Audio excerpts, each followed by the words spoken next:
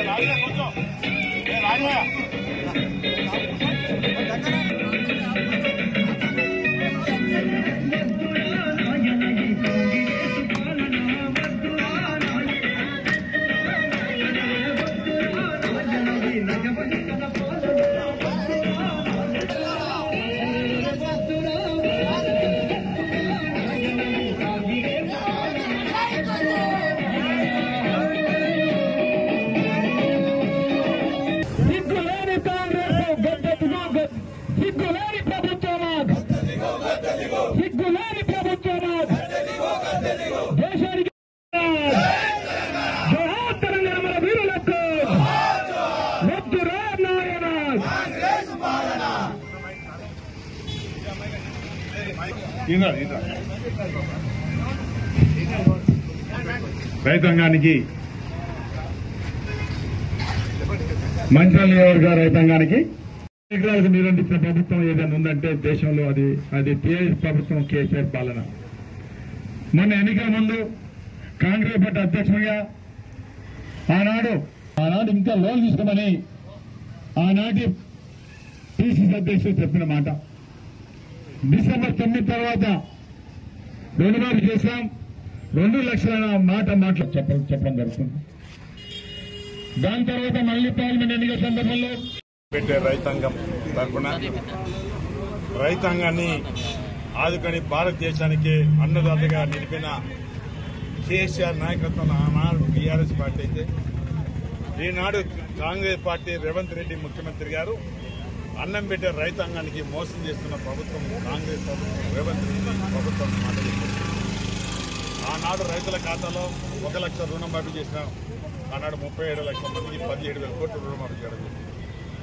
ఎన్నికల కోసం ఓట్లు దండుకోవడానికి 2 లక్షల రుణమాఫీ చేస్తాం, డిసెంబర్ 9న మీకు రుణమాఫీ చేస్తామని చెప్పడం జరిగింది. కానీ చేయలేకపోయారు. మళ్ళీ పార్లమెంట్ ఎన్నికల సందర్భంలో 2 లక్షలు మేము 15th ఆగస్టులోగా రుణమాఫీ చేస్తామన్నారు, చేయలేకపోయారు. ఒకనాడు అంచనా వేశారు 2 లక్షల రుణమాఫీ 49,000 కోట్లని, మరొక నాడు 40,000 కోట్లని, మరొక నాడు 31,000 కోట్లని, మరొక అసెంబ్లీలో బడ్జెట్ పెట్టింది 26,000 కోట్లు. కానీ ఇప్పటికీ రైతుల ఖాతాలో పడ్డది కేవలం 7,500 కోట్లు. మన ఉప ముఖ్యమంత్రి గారు ఏమంటారు, మేము కొంతమందికి ఇవ్వలేక కొంతమందికి ఇచ్చాం, మనలో ఇస్తాం. కొర్రీలతో మీరు పెడుతున్నారు, వైట్ కార్డు అడుగుతున్నారు. ఒక కుటుంబంలో రేషన్ కార్డులో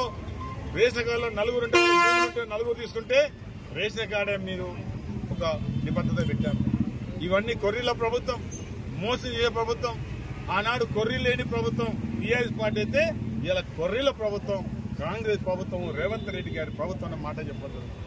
మేము డిమాండ్ చేస్తున్నాం రైతుల పక్షాన, ఏదైతే రైతులకు మోసం చేస్తే ఆ రైతుల కన్నెరకు మీరు గురి కాక తప్పదు. దేవుళ్ళ మీద ఒట్టు ఎందుకు పెట్టుకోవాలి? మీ మీద మీకు నమ్మకం లేదు. దేవుళ్ళ మీద ఒట్టు పెట్టుకుంటే మన తెలంగాణ రైతాంగం కానీ ప్రజలు దేవుడు అంటే నమ్ముతారు, ఆ నమ్మే మీకు ఓట్లు ఇస్తారు. ఇక దేవుడి మీద ఒట్టు పెట్టుకుని మీరు మాట మార్చారు, ఆ దేవుళ్ళు మిమ్మల్ని క్షమించారు.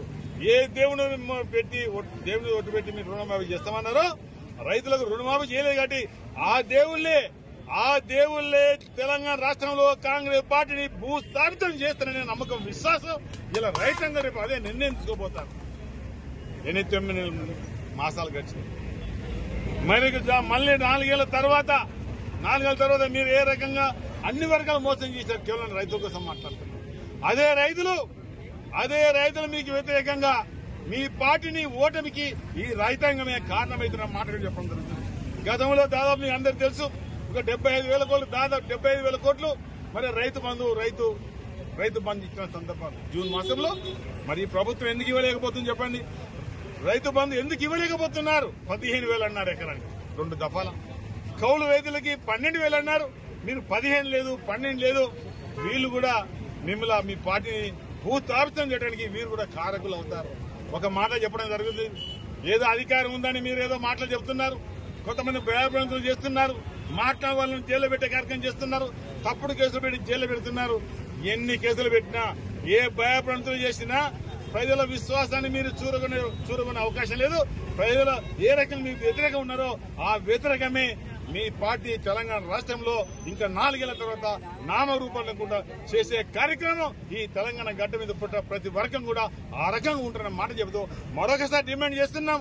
2 లక్షల రుణమాఫీ చేయకపోతే మీరు తక్షణమే మీ ప్రభుత్వం రాజీనామా చేయాలని కూడా మేము డిమాండ్ చేస్తున్నాం. మరిన్ని వీడియోస్ కోసం ఛానల్ ని సబ్స్క్రైబ్ చేయండి. లేటెస్ట్ అప్డేట్స్ కోసం వాట్సాప్ ఛానల్ ని ఫాలో చేయండి. అండ్ లింక్ డిస్క్రిప్షన్ లో ఉంది.